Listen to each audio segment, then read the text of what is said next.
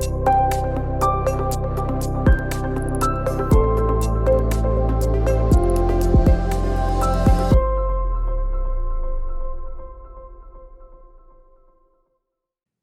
everyone, I'm Jay Shear and you've joined Business Minds Coffee Chat. This is where remarkable people gather to share insights, lift and inspire, and deliver actionable content. What is the difference between an ordinary life and one of extraordinary fulfillment? What are the keys to success in reaching our potential in all areas of life? Is there a blueprint to achieve greatness? Well, we'll be discussing those questions and much more on this episode. Our guest had a life-altering conversation many years ago that shifted his mindset and ultimately led to an insatiable appetite for self-improvement, positive psychology, and peak performance. One particular book changed everything for him. He had a successful 10-year career in financial planning before starting his entrepreneurial journey to help people take ownership of not only their financial health, but also their physical and mental health. He's an international best-selling author, dynamic speaker, podcaster, film producer, and successful entrepreneur who has interviewed more than 200 of the world's leading athletes, entrepreneurs, and business leaders to unlock their secrets to success. He's been featured and interviewed on the Today Show, Entrepreneur, Money Magazine, and the Sydney Morning Herald, to name just a few. He has also appeared on more than 300 podcast and radio shows and spoken to audiences of over 2,000 people. Please welcome the author of Think and Grow Rich, The Legacy, the newly released book, Andrew Carnegie's Mental Dynamite, and host of Win the Day, James Whittaker. James. Thanks so much for having me on, Jay. Great to see you. It is great to see you. I'm so grateful for you being here today, and I am super excited to jump into this conversation. So let's kick it off. So in researching you, which I have thoroughly enjoyed, it seems like you have been exposed to the self-development, self-improvement, motivational type genre for quite a while. I read an interview that you had posted, I believe it was in Success Magazine, where you talk about as I believe a 10-year-old child riding with your father and listening to Jim Rohn speak and talk on and on those tapes that your father was listening to. So share with us, if you will, what that experience was like, and where did the fire come from that inspired you to do the work that you're doing today? Well, growing up as a kid, all I wanted to do was listen to rock music on the radio stations as my dad was driving us to, elementary school and then high school. Every time we'd get a lift with another kid's dad, he'd always have this fantastic music playing. It's funny, I remember that so vividly. But whenever we were with my dad, it would always be these boring personal development tapes. And I mean, I was like 7, 8, 9, 10 years old at that time. And I used to always say to him, why are you playing this boring crap? Why don't we put on, some rock music like all the other cool dads? And it was only once I got a little bit older that I realized that foundation and that repetition, kids pick up so much more than what we give them credit for. And it was actually once I found my way back to Jim Rohn, which was funny because it frustrated me for a long time. And it was only in my early 20s, after I had a bit of an epiphany myself, that I went back to Jim Rohn and then found my way back to Napoleon Hill and Think and Grow Rich. But it's just funny the different lives that we have, because growing up, all I wanted to do was I wanted to be just like every other kid who had a cool dad who listened to stuff on the radio and kicked the football or threw the football, and I didn't have that. But it was once I got a little bit older that I realized my dad had actually given me a good foundation that, I didn't realize until much later. And I think that is just such a great foundation that you can give kids. And now that I'm a dad, I look forward to doing that to my 16-month-old daughter. There you go. It's never too early to start, right? That's right. Interesting. So, what was it about Napoleon Hill, his principles, and specifically Think and Grow Rich that just connected with you and resonated so greatly? And I also have to add that it had the same impact on your father. It did, yeah. When he was in his early 30s, he was at somewhat of a career crossroads and had a lot of different things going on and a lot of frustrating moments. And it was picking up the book Think and Grow Rich by Napoleon Hill, which is the best-selling self-help book in history.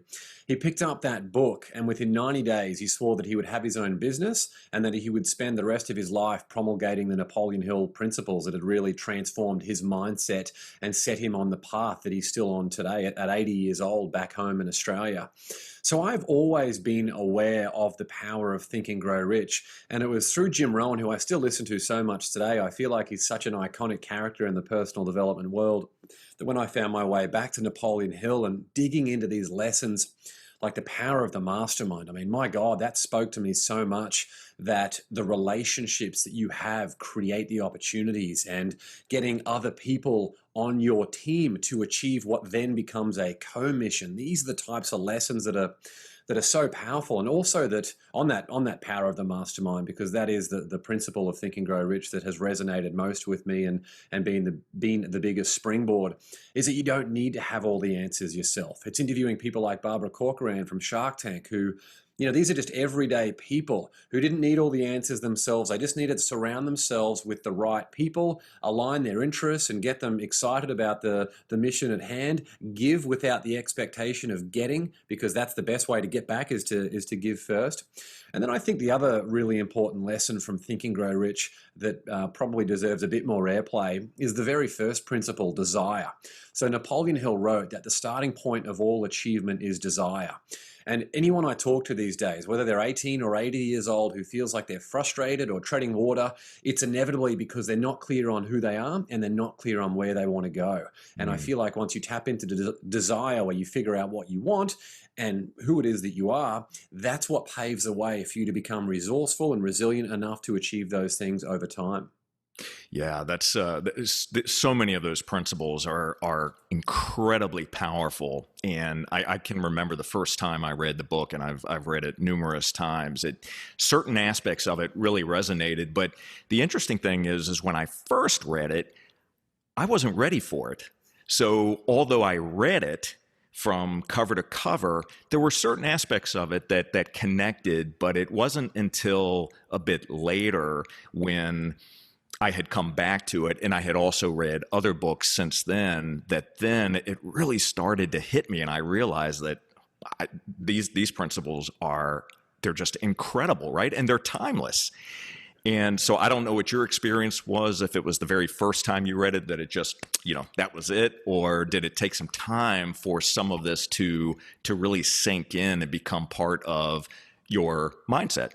Yeah, it did nothing for me when I was a teenager and I read Think and Grow Rich for the first time. Like it's not an easy read if it's your introduction to personal development. Now, there are elements of it that are amazing, but it's what I actually wanted to do with Think and Grow Rich, the legacy, with that book. The last thing that I would want to have is someone to pick up that book as their introduction to personal development because they feel like there's more for them and they haven't really explored that field very much before, and they felt stupid. That was like the absolute number one priority. It needed to be an easy read. It needed to be enjoyable. People needed to be able to remember what was going on and also be very clear on the blueprint that they needed to take in their own life. So I think that's why it works so well as a modern companion to the original Think and Grow Rich.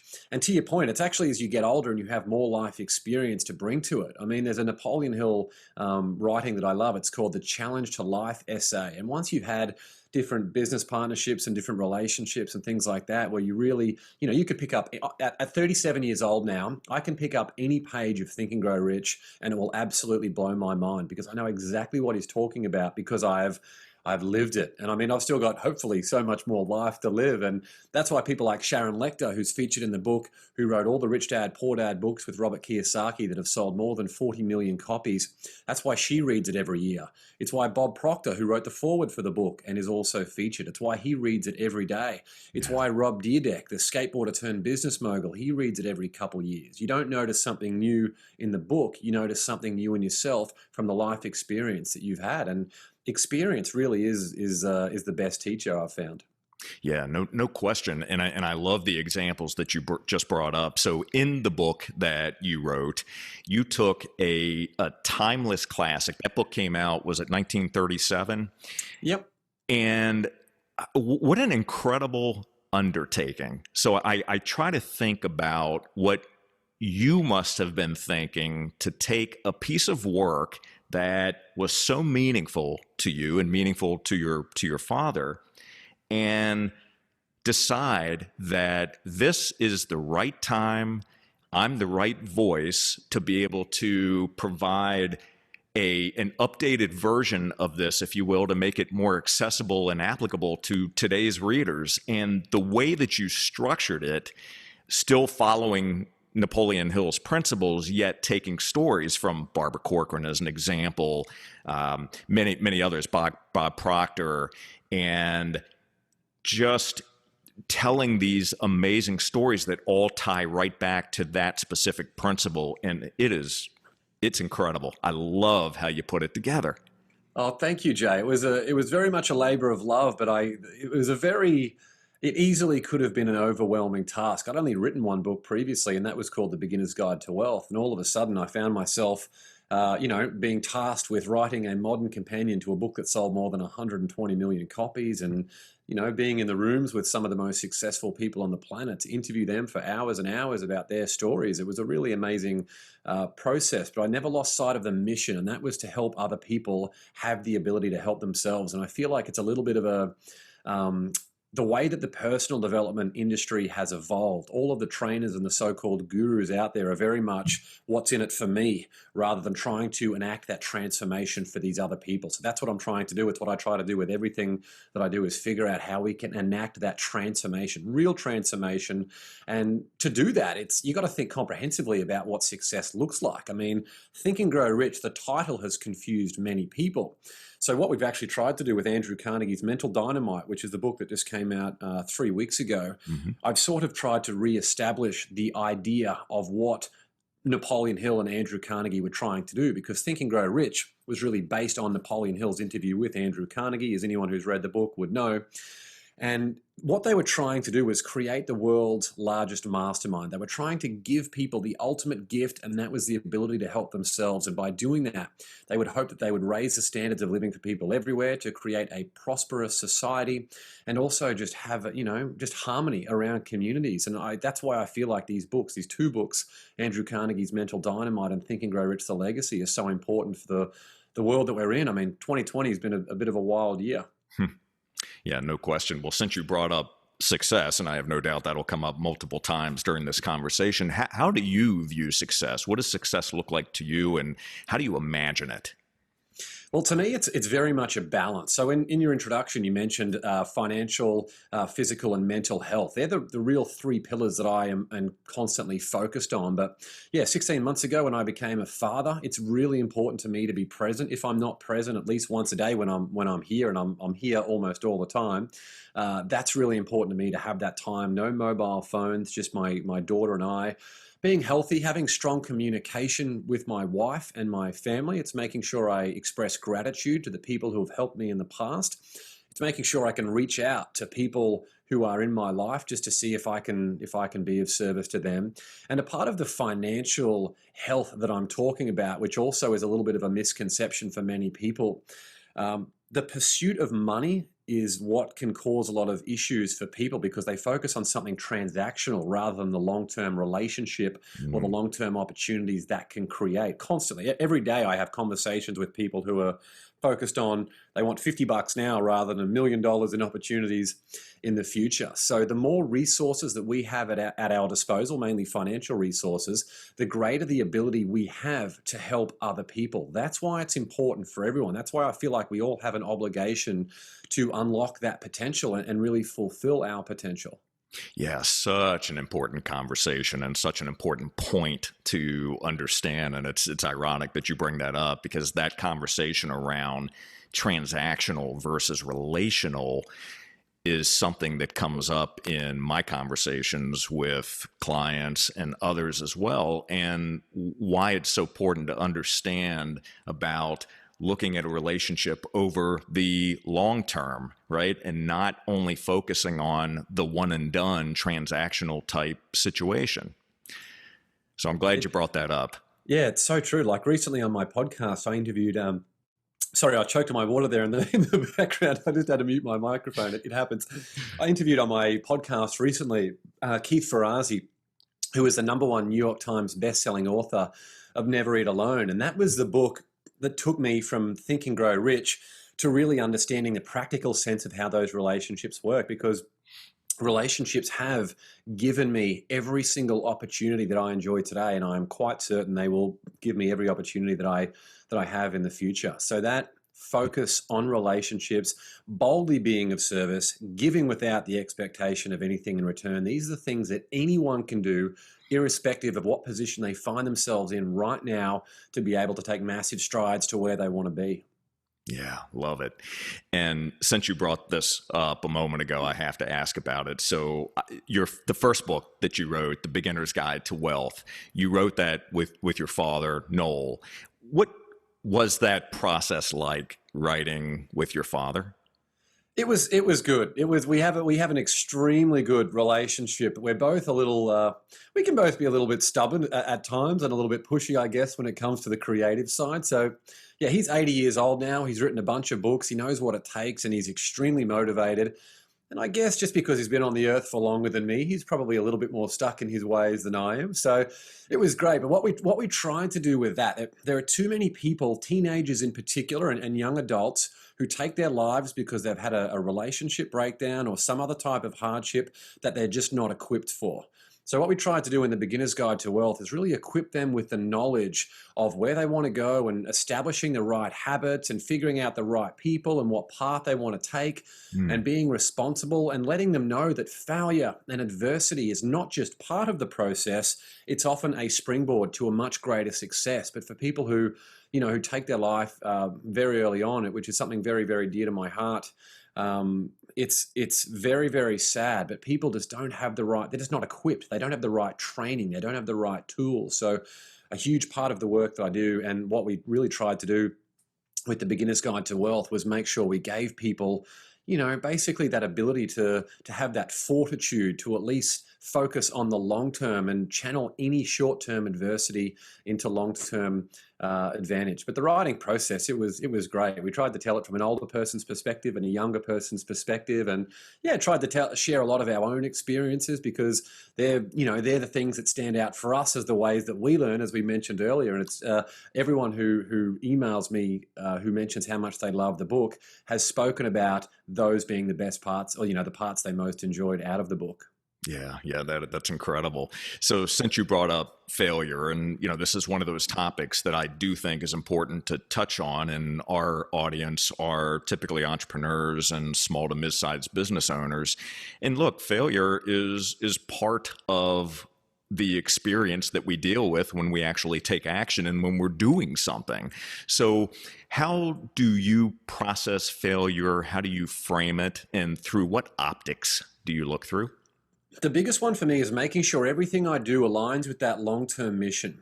And failure for me is always just, to me, it's Napoleon Hill who also said this, and Andrew Carnegie who said that it should be a demand for greater effort and to see how badly you really want it.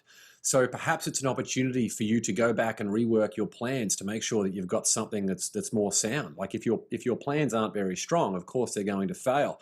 It's something I constantly hear differing statistics, but I believe in the US, it's about 80% of small businesses that fail in the first couple of years. So being able to have a strong plan at the start is very, very important. But when you do have some type of adversity, and the adversities that I've faced, I'm talking about floods through businesses that I've just launched, manufacturing challenges for an activewear company that I've had. Like there's a whole bunch of, technical issues for events. There's all these different things that have gone on, but it's about taking a deep breath and saying, what's in my control? What can I do about it? Where do I want to go?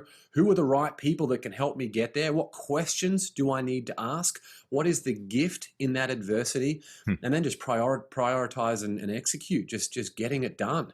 And a big part of that failure is that it's easy for us to get overwhelmed. But if you've got a daily routine around making sure that you're in the right headspace, it's going to be much easier for you to, put one foot in front of the other. Typically when we're approached by failure, most people's response is to run harder on the treadmill, and all they do is end up burnt out. But, experience has taught me that getting on the phone with 3 or 4 people who I really, really trust, who would be the smartest people I know in helping me present the best solution for that problem, is just the best way to move forward. You've got to get out of your own head.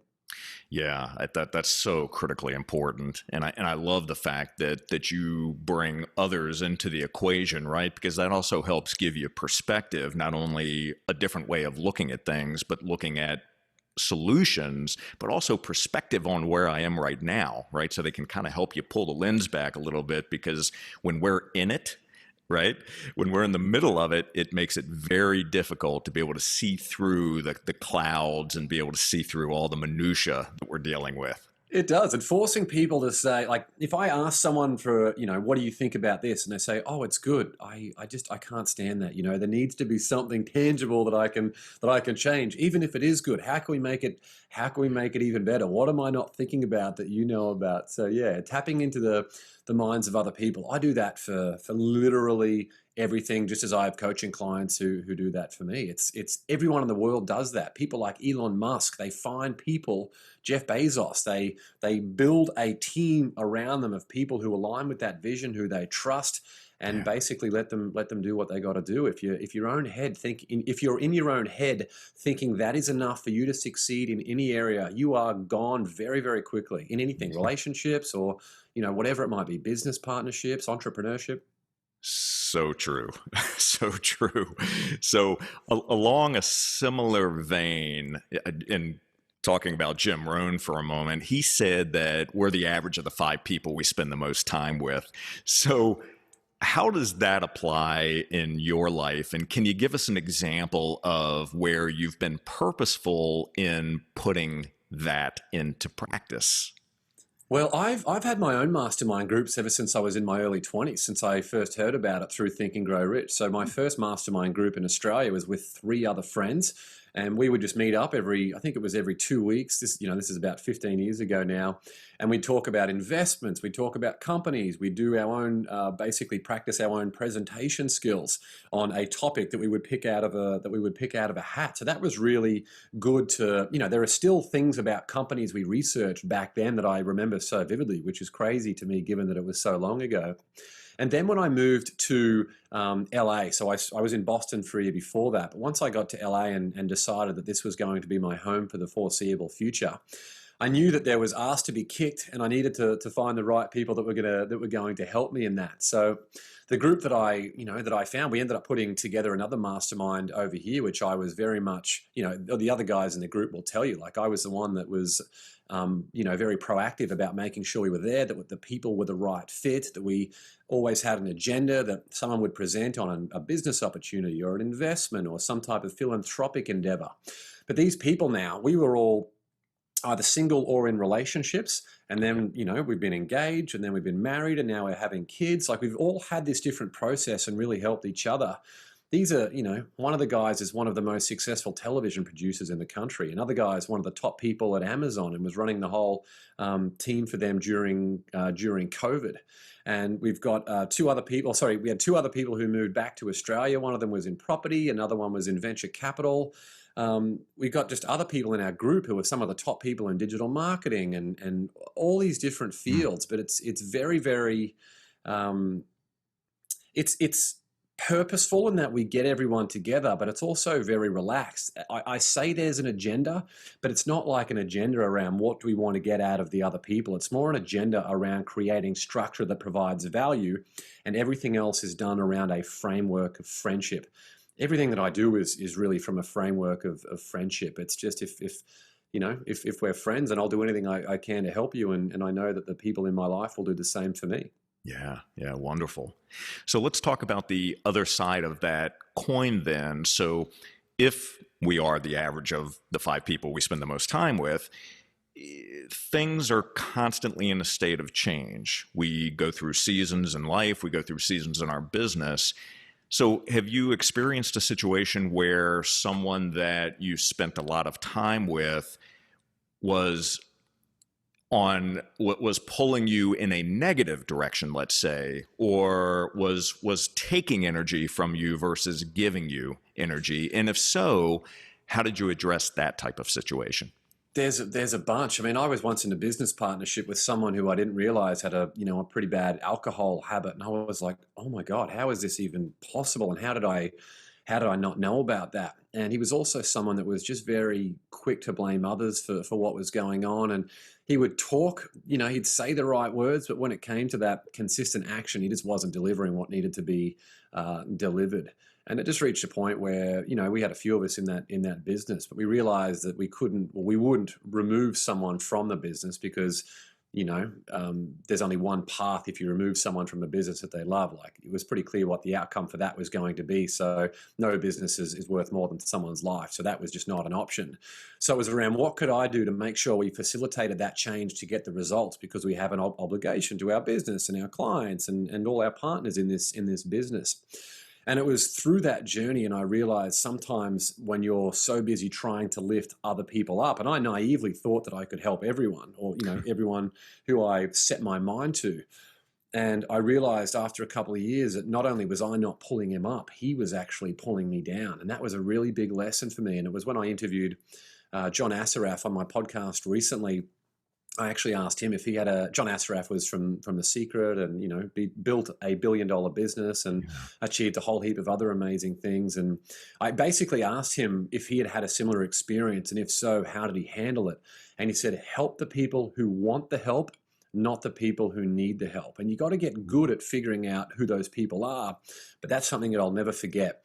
And he also said, are you interested or are you committed? Everyone that you're working with, ask the clients, business partners, whoever it might be, are you interested or are you committed? So they were 2 great, knowledge bombs from John Assaraf that I will always be in my head forever. Love that. It's interesting. It's not even a subtle difference between interested and committed, right? But it's such an important way of articulating the question. Are you all in, or are you just, it seems like something maybe I should do? Love that. So what are you committed to today? Well, there's a lot for me. So my problem is not being interested or committed. My problem is being committed to too much. So I got a lot going on at the moment, but my biggest focus at the moment is Andrew Carnegie's Mental Dynamite. So that's the new book that came out earlier in the year. And actually in 48 hours, I've got 27, I think it is, back-to-back radio interviews starting at 5 in the morning with about 15 minutes of breaks. So that's going to be a very brutal day, and I'm not sure if my voice will hold up. But apart from that, I'm always committed to my role as a father, committed to my role as a husband, committed to my role in a business partnership that I've got right now, committed to my podcast. And Jay, one of the things I really admire about you is actually how professional you are about dealing with people before they come on your show. I mean, I've been on so many shows, and there's a very, very clear difference between those who do it well and those who don't do it well. And it speaks volumes of your character. So that's exactly what I try and do with people who come on my Win the Day show. It's making sure they always feel respected and valued, and you do your homework. And as a result of that, it creates the foundation for a really good long-term friendship. So that's the power of being committed. Whereas all those other people, they just they get meager results in every part of their life. Absolutely. Well, first of all, thank you for your kind words. I appreciate it. And I'm curious, do you, in terms of mindset in setting your your success point for the day, do you have a process, a morning routine, or a process that you go through each day to make sure that you are setting yourself up for success and empowering yourself to show up the best that you can to the world? Yeah, it's funny. I was about to start laughing when you said that because I recently started doing cold showers, which everyone's Oh, like, wow, that's crazy. But yeah, so I wake up and I do either a yoga, a 15 or 20-minute yoga routine with my wife, or if I just, there are some of those, she's much more of a yogi than I am. And some sessions where I'm like, look, I'm just not feeling it. So then I'll hop in the car and I'll drive to the beach and go and have a swim by myself in the ocean. But either way, when I come back, it's a cold shower for about 5 minutes, which really just, as I close my eyes before I walk in, I turn on the cold shower, and that's the moment where, I've never once looked forward to that. But I haven't had a single hot shower in 4 months since I started this. So that's is when that right? yeah, so I step into the cold shower, and the change for that is sustained energy levels throughout the day. I have never seen anything like it. And that in itself, like I've done, you name it as far as morning routine testing, and cold shower to me is absolutely the number one. And it means that I very much look forward to the hot shower that I have before bed, which lasts a lot longer than the cold shower in the morning. So, and for people who want to try a cold shower, they think that sounds crazy or they're not sure how they can do it. It really is just it's a funny mental battle. So the first time I did it, I lasted about 8 seconds. It was very, very embarrassing and a real hit to my ego. And so what I did then was I grabbed my phone and I set a 2-minute timer, and I left that just outside the shower so I could, be aware of the timer, because I just, I'm very, very, very competitive, especially with myself. So I knew there was no way that I was not going to make that 2 minutes. And that's what I did. I was 2 minutes, and then the next day it was 4 minutes, and now I could probably last an hour in there if I needed to, because your Amazing. body gets used to it after 60 seconds is the real secret. So as long as you have the right process, maybe doing something competitive like having a timer, or just recognizing that after 60 seconds and giving it a shot a lot of times, your body really does get used to it. Yeah, that's incredible. There are, other than increased energy, there's other health benefits to taking a cold shower and cold exposure, which I'm sure that you're aware of, and I won't go into those here on this show. But now I don't take a full cold shower. I start with whatever my normal temperature is, and then the last probably 1 to 2 minutes of the shower is when I crank the cold water and I just sit there and I just let it consume me. And it's interesting. I, similar to you, the energy that I feel and the state of mind that puts me in, first of all, it shocks my system, right? but after that, I walk out of that shower and I feel incredible, is the best way to put it. I am ready to own that day for sure. Yeah, it's refreshing, isn't it? And It as an is. Aussie, I love coffee. I mean, Australians love coffees. It's a really weird part of our culture that not many people outside of Australia know about. I only have one coffee a day, but yeah, that is also a part of my morning routine. There is nothing in the world I cannot solve after a cold shower and a coffee. Yeah, yeah, wonderful. Do you meditate at all? I do, and it's something I'd lost track of in the last couple of weeks. That literally today I want to get back on track with. So it's something that I had never. I had tried it a bunch of times, and Hmm. I couldn't stand it. I downloaded all the usual apps like Headspace and Calm, and it just really really pissed me off. Quite frankly, I really really disliked it, and then deleted those apps after about 5 days each, and then I interviewed a woman called Emily Fletcher, who is the world's leading expert in meditation for high performance, who works with Navy SEALs and Mm. Academy Award winners and leading CEOs and physicians. And her meditation is very much focused on allowing the thoughts to have that mindfulness and just, basically awareness of your senses. But then at the end, there's a manifestation piece where you talk about something that's coming up. Maybe it's an event, maybe it's an important meeting, maybe it's an important conversation, whatever it might be. And you basically you create a memory for something through that manifestation piece. So it means that when it comes time to have that experience, you've already lived it. You already know how it's going to turn out, because our brain can't distinguish between a memory we have created for the future versus a memory that we have experienced in the past. So that's definitely something that, I have so much going on in my life. I really do. It's been a very, very busy year with, things like book launches and being a dad. There are just like, if there was one day a few weeks ago where I just had to drop what was going on for the day because we needed to take my daughter to the doctor. And it's just, and if you've got a day like the one I mentioned of all those radio interviews, that's like a whole day where you're exhausted. These are things that need to be done because often in life we don't have that immediate balance in the short term. But even if we do fall on track, even if we do fall off, it's about how quickly we can get back on track. So that's I think that's an important lesson and something that I'm very much focused on. And I'll also admit when I'm not as committed as I should be. Well, I appreciate you being candid about that. I'll share with you that one of several benefits that I receive from meditation, and I also want to make sure that I add that I look at it as a meditation practice. So it's like many other things in life. There is no perfection, but we're constantly practicing. So those thoughts are always going to be there. But what it's allowed me to do is to at least recognize the storyline that I'm telling myself, and I can recognize those thoughts. So if negative thoughts creep up, I can take a step back for a moment because of meditation and say, Jay, come on, really? Is that true? And at least allows me to get a little bit of perspective there. So it's been life-changing for me. I love it. There was someone else I interviewed recently, Kerwin Ray, who's a very successful business growth expert in Australia. And, he's helped hundreds of thousands of people. And I basically said to him, how did you go from being a kid with learning difficulties and ADHD and all of these different, drug addiction, all these different things going on in his life? And he just said, tons and tons of meditation. He meditates for like 5 hours a day. So it's something that I'm very disciplined about, and when I'm not talking 5 hours, I'm talking, 15, 20 minutes each day. And yeah. How long do you meditate for? It varies anywhere from 10 minutes to 30 minutes. I tried meditating longer, and just quite frankly, it was very taxing for me trying to stay in a still position and just really practicing. And I felt that I was forcing the practice versus being present and showing up and just allowing what is to happen.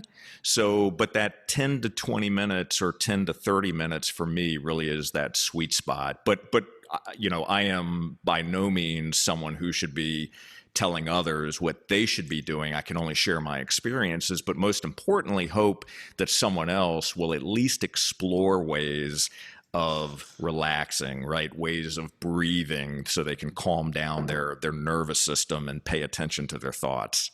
Yeah, definitely. And that's what it's about. It's about taking that moment just out of life. And your audience, as you said, like small to medium sized businesses and entrepreneurs, we need that. We need that more than anyone else. And the fact that we don't have time for it during the day is exactly the reason that we need it. So we can be better business owners. We can be better bosses. We can be better parents to our children. So yeah, I think it's really, really important. Yeah, so true. So I want to go back to Think and Grow Rich, The Legacy for a moment. And I want to talk about the film that came out. And I'm curious, was the book... Did the book come after the film? Did the film come first? And how was that packaged? And please talk for a moment about your involvement in that film and what that meant to you. So I was co-executive producer of the film. So yeah, it was a great project. And we had, what is it? I think it's about 40 or more cast members in the film. But the difference between a 2-hour film and the book is there's only so much time that you have for the movie. So the movie is not just the stories of the people that we mentioned earlier. It's also got a lot of reenactments of the stories like Burn the Ships and 3 Feet from Gold and different stories like that. So I don't tell those stories because they were contained in the original Think and Grow Rich. My book is really bringing the principles of Think and Grow Rich, the 13 principles, into a modern context, referencing the most successful individuals and companies on the planet to see how they have been able to apply and leverage those principles to success. And that's really reinforced with it's really a collection of short stories, Think and Grow Rich, The Legacy, because it can just go into so much more detail on those stories, which just by virtue of the medium that the film can't. Interesting. So you have interviewed a tremendous number of high-performing individuals, very successful individuals. And I'm not going to ask you the typical question, which one did you like the best? But I am curious, was there Was there something that came out in one or more of those interviews that just shocked you? And I'm not going to ask you what it was, but was there anything that just left you in awe with your mouth agape thinking that now that caught me off guard? Probably a common theme for all of them was that these are just everyday people. I mean, there were some of them like Bob Proctor, who I didn't meet in person. That one was done over Skype, and he's in his 80s now, and he's just he's very, very, very good at his craft. So even through Skype, it felt like he hits you over the head because he's just so good at it. But the other people like Rob Dyrdek, who I went to his Beverly Hills penthouse office, and these people, they're just regular people. They really are, but at a time when everyone can think of a million reasons as to why you shouldn't do anything, all these people are just focused on one reason as to why they can do something, and they go all in. They find a way to make it happen. That was probably the biggest one for me. But also, there's Janine Shepherd, who's the very first story of Think and Grow Rich: The Legacy. That was the moment that I had heard that story. I knew that had to be the very first story in the book because. Oh.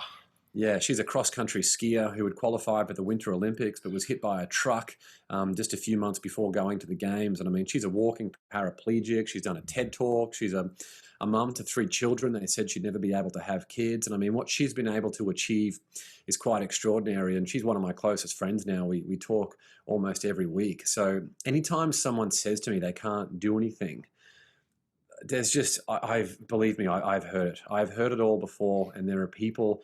It's honestly, not to get political at all, but it's one of the challenges I feel like in the current climate where, as we're increasingly trying to put people into individual groups and then tell elements of those groups that the whole system is against them, and no matter what they do or how hard they try, they'll never be able to achieve success because the whole system or whatever that might be is against them. That's something that I struggle with because all of the people that I've interviewed have been able to, overcome enormous adversity. People like Jim Stovall was blind at the age of 18 and went on to write 30 best-selling books and become the founder of a television network. And just to clarify, obviously there's very real injustice for a lot of people around the world, which is really important to mention. But for the greater portion of people, I think it's irresponsible to tell an extremely large segment of the population that basically no matter what they do, until the whole system changes, then there's nothing they can do to achieve the success that they want. Yeah, no, that's an important point. And, I'm glad you mentioned some of the names that are in your book. This is, it's one of those books, and I'm going to show it here, and we're going to mention this, and we're also going to link to this in the show notes. But this is one of those books. It's a great companion book, obviously, but it also is one of those that shows us and it amplifies the message that it doesn't matter who you are, what circumstances you come from, what your current conditions are. There is nothing that can stop you from achieving what you want to when you understand and have access to the tools that are available. And they're already in you, right? They're already within you. But a book like this enables you to be able to pull the greatness out of others. And I am just so thankful that you wrote this book. And like you, that I came in touch and in contact with Think and Grow Rich so many years ago. Yeah, thank you so much, Jay. And a big part of that is giving the people the ability to help themselves so that they can then go and help other people. That's what it's about. Let's just get everyone in the whole planet to really fulfill their potential. And the more educated and the more aware we are, and the more we're looking out for other people, and the more we're giving without the expectation of anything in return, that's how we can finally start to have a bit of a reset and hopefully move forward away from a lot of the conflict and tension that we're experiencing today. Yes. Yeah, for sure. So how has the pandemic impacted your business? What have you done to adapt, and what have you had to change in order to continue to thrive? Well, when it first hit, I had a good friend of mine in town actually staying with us in Los Angeles. He had a few high-profile meetings over here with people like Gary Vaynerchuk and was speaking at some events. And what we realized is the biggest thing with the way it was trending is that people needed better access to things like passive income. So what we wanted to do was, him and I have both been featured on hundreds and hundreds of podcasts, have had our own shows. So we created a company called We Are Podcasts that hosts 4 events a year. We've got another one coming up in November to basically help podcasters make money from their show. Because a lot of, we mentioned earlier that everyone's focusing on that instant $50. Everyone who has a podcast is focusing on how can I get a sponsor to give me $50 right now, which has a whole bunch of different complications. But if you have a sponsor for your show and you're a podcaster, that's great. But there is so much more to it, and having the right plan that helps you get that attention, that engagement, and that sales. That's really been a big focus of what we've been doing. Our first event in May had people from more than 15 countries attending, and some of the biggest speakers in the world. Like we had literally, people like Hal Elrod and JJ Virgin and Emily Fletcher and Jordan Harbinger. These are some of the top podcasters, entrepreneurs, and marketers in the world to help people figure out what they can do to grow their business. So that's probably been the biggest one is focusing on how we can create this whole movement that anyone in the world, you all have an amazing voice, you all have a unique voice. We've got to figure out what you can do to tell your story because the world needs your voice more than ever. And apart from that, just on the self-care side, it's probably just making sure that in the household, with our marriage, making sure that we communicate, because I think with my wife, who previously worked in an office and is now working at home, she feels the tension. It's a new environment to get used to working at home rather than in the office. So it can be a little bit more challenging than things were previously. So making sure we keep those lines of communication and respect open. But also every afternoon we actually go for a walk as a family around the neighborhood. Little things like that, just to take the time to enjoy life and just get outside and back to nature. I think right now everyone's so busy staring at their phones. I mean, it's a presidential election year in the US. Like there's every reason for people to look at the phones, but my God, just disconnect from all that stuff and channel that exact amount of energy into actually enjoying life. Thank you for saying that. You are so right.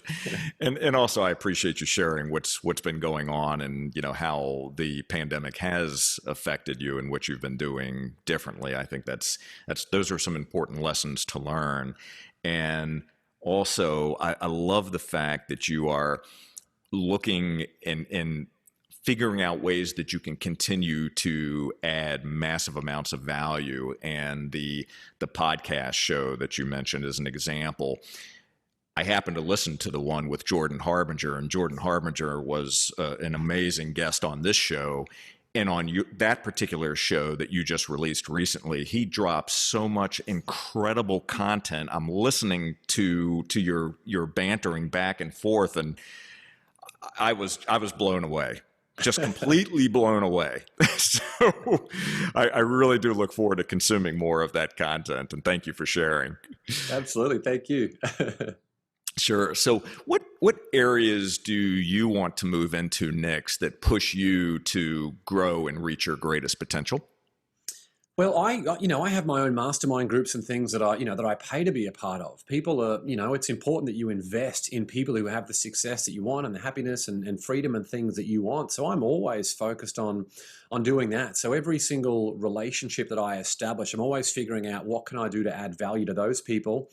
And then when I'm clear on basically how those people can help me, which always happens once I've been able to deliver to those people, then asking for an introduction to someone they know who I would like to be connected with is a logical progression and almost always results in a yes if that's done the right way. So making sure I can continue to grow my relationships and help my audience with everything that they've got going on. And these are the things that I'm focused on. We've got a members group now called We Are Members, where that was people who enjoyed the event and really wanted ongoing access to my business partner and I and the special guests that we bring in. We have about 7 hours of contact time every month spread out throughout the month to basically help people make money from their show. So those are the big things that I've been focused on, for the immediate future. Fantastic. You love it. Well, great. So before I ask my final question to you, is there a message that you would like to leave our audience with? Probably the big one is each day make the decision to win or you've automatically made the decision to lose.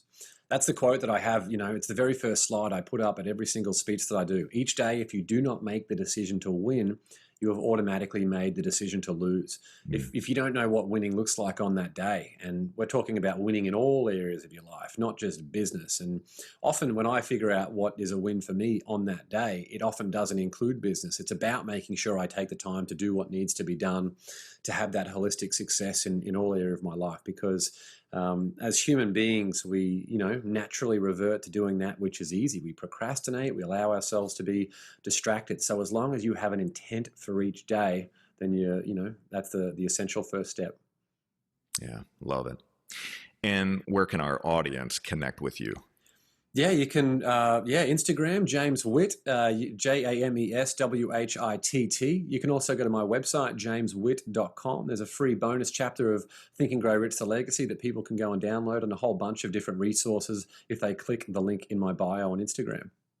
Fantastic. Well, we will make sure that we link to those in the show notes. And here is my final question to you.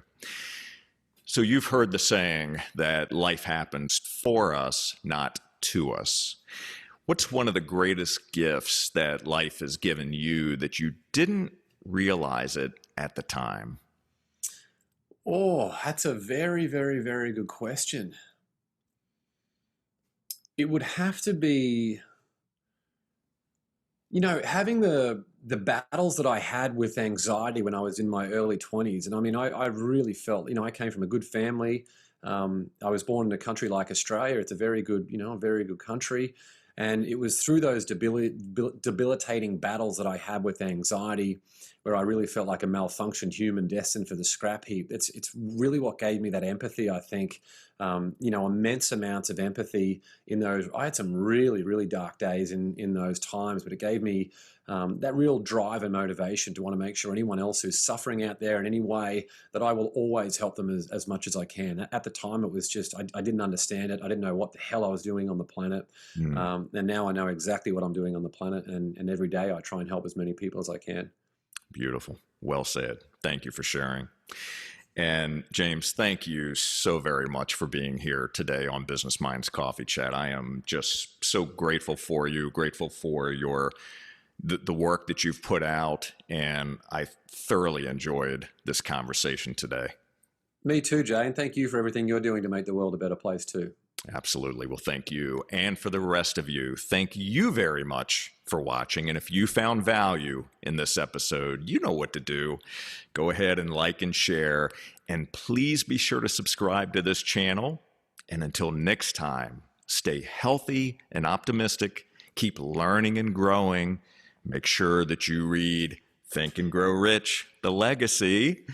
And remember that transformative change in your life and business always begins with you, and nothing happens until you take action. And we'll see you on the next episode of Business Minds Coffee Chat. Take care.